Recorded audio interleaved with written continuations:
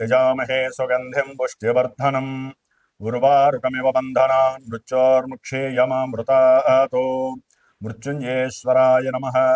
నీలాంజన సమాభాసం రవిపుత్రం యమాగ్రజం ఛాయామార్తాండ సంభూతం తం నమామి శనైశ్చరం.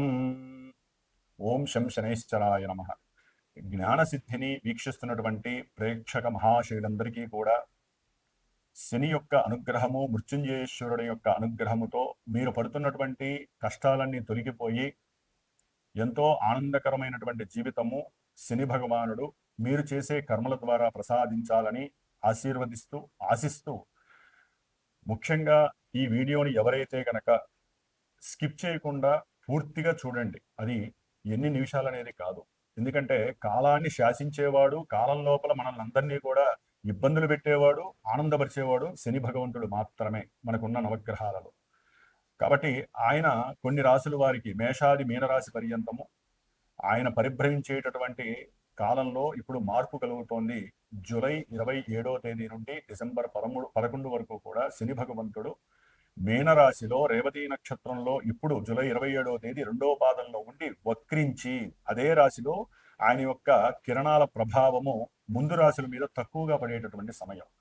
దాదాపుగా అక్టోబర్ 9వ తేదీ వరకు కూడా రేవతి నక్షత్రం 1వ పాదం అంత్యం వరకు ఉండి తర్వాత తన యొక్క సొంత నక్షత్రమైనటువంటి ఉత్తరాభాద్ర నక్షత్రంలోకి ప్రవేశించి డిసెంబర్ 11 వరకు కూడా కొన్ని రాశుల వారిని అతలాకుతలం చేస్తూ ఆల్రెడీ ఏలినాడు శని, అష్టమ అర్ధాష్టమ శనిని అనుభవిస్తూ ఎవరికైతే శని మహర్దశ, శని అంతర్దశలు విదశలు జరుగుతున్నాయో, ఎవరైతే మకర రాశి, కుంభరాశి, లేకపోతే మేషరాశి, మీనరాశి, సింహరాశి, అట్లాగే ధనస్సు రాశి, కన్యారాశి, ఇట్లా ఏలినాడి ఇలాంటి శని ప్రభావాలు ఎవరైతే తీవ్రంగా ఎదుర్కొంటున్నారో వారందరికీ కొంత ఓదార్పుని, కొంతమందికి అంటే భావాల పరంగా ఆయన యొక్క దృష్టి తగ్గడం ద్వారా విశేషమైనటువంటి కారకత్వాలతో ఆయన ప్రయాణం సాగుతూ ఉంటుంది. కాబట్టి చివరి వరకు వినండి. దాని ద్వారా మీకేం జరుగుతోంది, మీ జాతకంలో అసలు ఈ శని అనేవాడు పాపగ్రహమా, పుణ్యగ్రహమా, ఆయన ఇచ్చే ఫలితాలు ఇప్పుడు ఎలా ఉంటాయి. ఇప్పుడు ఎంతో మంది ఆరోగ్యపరంగా తీవ్రమైనటువంటి సమస్యలు అనుభవిస్తూ ఉంటారు. హాస్పిటల్స్, ధనము ఖర్చు అవ్వటము, మానసిక అప్రశాంతత కలగటము, ఉద్యోగాదుల్లో ఎన్నో రకాలైనటువంటి సమస్యలు, ఉద్యోగం వెతికే వాళ్ళకి ఉద్యోగం దొరక్క, ఉద్యోగం ఉన్నటువంటి వాళ్ళకి ఉద్యోగం లోపల ఎన్నో రకాలైనటువంటి భారీ మార్పులు, ప్రమోషన్స్ వస్తాయనుకుంటే అవి రాక డిప్రెషన్స్కి వెళ్ళిన వాళ్ళు, అసలు ఉద్యోగం చేస్తూ ఉన్నటువంటి పోయిన వాళ్ళు, అట్లాగే ఇలాంటి కర్మలు, ఉద్యోగానికి సంబంధించిన కర్మలన్నీ కూడా ఎవరికి ఎన్ని రకాల సమస్యలు ఉన్నాయో వృత్తి ధర్మంలో, అది ఒక పెద్ద రాజకీయ నాయకుడి నుంచి చిన్న కార్మికుడి వరకు కూడా శని ఫలితాలు ఒకేలా ఉంటాయి.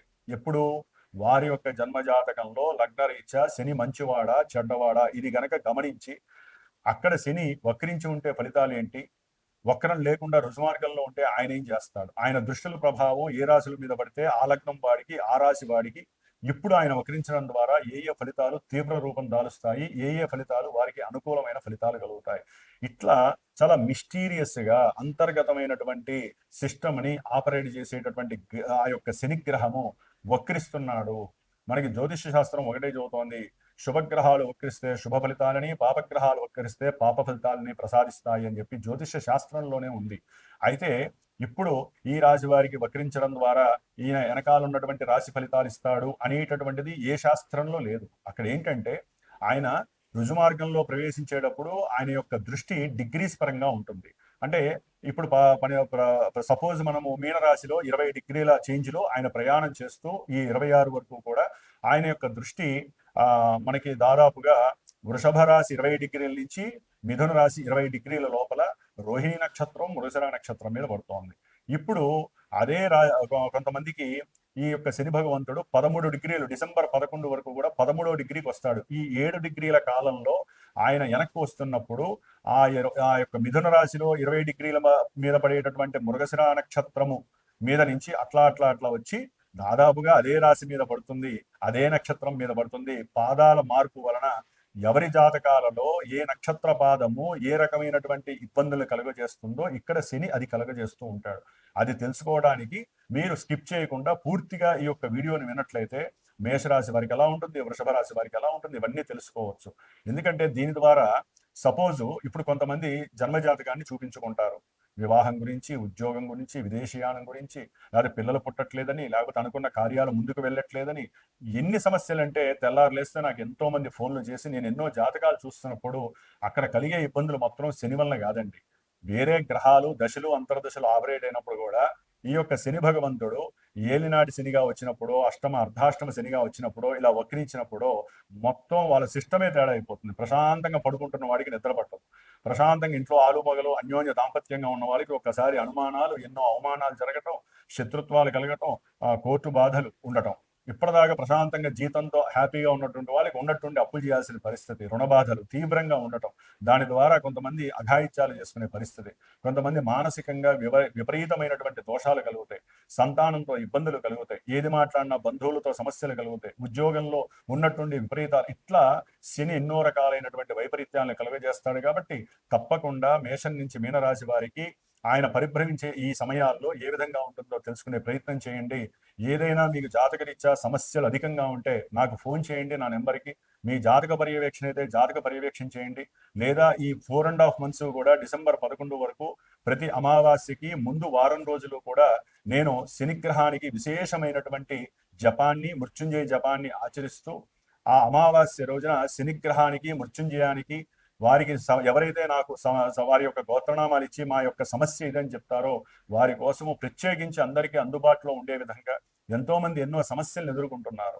ఉన్నవాళ్ళు చేయించుకుంటున్నారు, లేని వాళ్ళు కొన్ని చేయించుకోలేని పరిస్థితి జపతపాదులు. కాబట్టి అందరి కోసము ఉన్నంతలో నా యొక్క శ్రీమాత జ్యోతిషాలయ పీఠం తరపున నేను ప్రత్యేకించి శ్రద్ధగా వారం రోజులు శనికి 19,000 సార్లు జపసంఖ్య చేసి క్షీరతర్పణాలు వదిలిపెట్టి ఆయన యొక్క హోమాన్ని అమావాస్య రోజు చేసి గనక ఇది ప్రతి నెల కూడా అమావాస్యకి ముందు వారం పాటు వస్తుంది. శ్రావణ మాసంలో విశేషంగా 19 రోజులు చేస్తున్నారు. ఎప్పుడు శ్రావణ మాసంలో మనకి 15వ తేదీ నుండి అంటే ఆగస్టు 15 నుంచి దాదాపుగా సెప్టెంబరు 4వ తారీఖు వరకు కూడా 19 రోజులు చేసి ఆ శనివారం పూట హోమం ఉంటుంది. కాబట్టి ఈ యొక్క నెల చేసే పూజల్లో ఎవరైనా మీ యొక్క సమస్యలు నాకు తెలియజేస్తే నేను చేసి పెడతాను. అట్లాగే విశేషంగా జన్మజాతక రీత్యా వెళ్తే మనకి అసలు యాటిట్యూడ్ ఏంటి, అసలు మన జీవితంలో మన జాతకంలో ఏం జరుగుతుందో విశేషంగా తెలుసుకునే అవకాశం ఉంటుంది. కాబట్టి జాతక పర్యవేక్షణ పరంగా నన్ను సంప్రదించినా నేను మీకు తెలియజేస్తాను. విశేషంగా ఇలాంటి పూజకి ఎవరైనా సరే ఎవరి కర్మస్థితి వారిది, ఎవరి గోత్రము, ఎవరి పేరు, ఎవరి నక్షత్రము, దాని పరంగా వారి యొక్క కర్మ ఏ విధంగా జరుగుతుందో దాన్ని నివృత్తి చేయడానికి నా వంతుగా మంత్ర ప్రయోగాన్ని చేస్తూ చిన్న స్వామివారికి సంబంధించినటువంటి వైబ్రేషన్ థియరీ ప్రకారం ఉన్నటువంటి సంఖ్యలని చిన్న రాగి రేకు మీద అభిషేకం చేసి హోమం చేసి ఆ రాగి రేకు మీకు పంపించే ప్రయత్నం చేస్తాను హోమ భస్మం ద్వారా.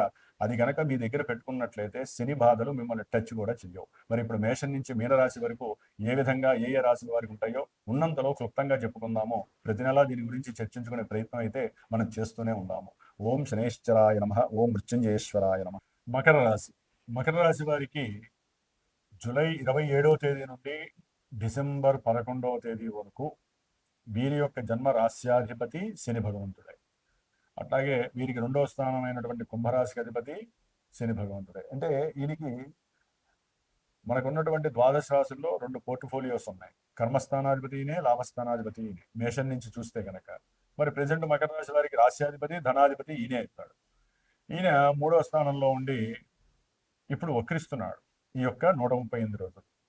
కాబట్టి వీళ్ళు ఆరోగ్యరీత్యా, ధనపరమైనటువంటి విషయాలు, కుటుంబపరమైన విషయాలు, సహాయ సహకారాదులు, వ్యాపారము, ఉద్యోగము, స్నేహితుల దగ్గర, అన్నగారి తరపు బంధువుల రీత్యా, అట్లాగే వీరి యొక్క కోరికలు, వీరి యొక్క ఆలోచనలు, ఆరోగ్యము, వీటన్నిటి విషయంలో జాగ్రత్తగా ఉండాల్సినటువంటి సమయము. ఎందుకంటే మకర రాశికి 3వ స్థానంలో శని ఉన్నాడు కదా, సూపర్, వీళ్ళకి తిరుగులేదు అనుకోవటంలో లేదండి. ఎందుకంటే ఎన్నో జాతకాలు నేను చూస్తూ ఉంటాను కాబట్టి చదువుతున్నా.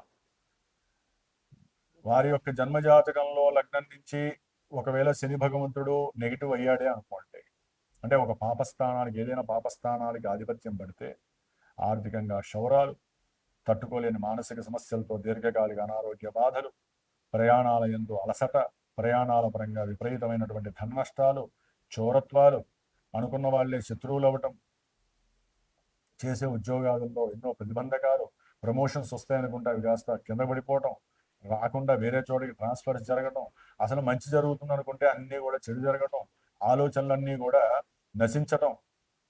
ఎందుకని ఇవన్నీ చెబుతున్నాము అంటే వక్రత్వం వలన ఆయన ఉన్న నక్షత్రము కూడా బుధ నక్షత్రం అవుతుంది. అక్టోబర్ 9 వరకు బుధ నక్షత్రంలో ఉంటారు.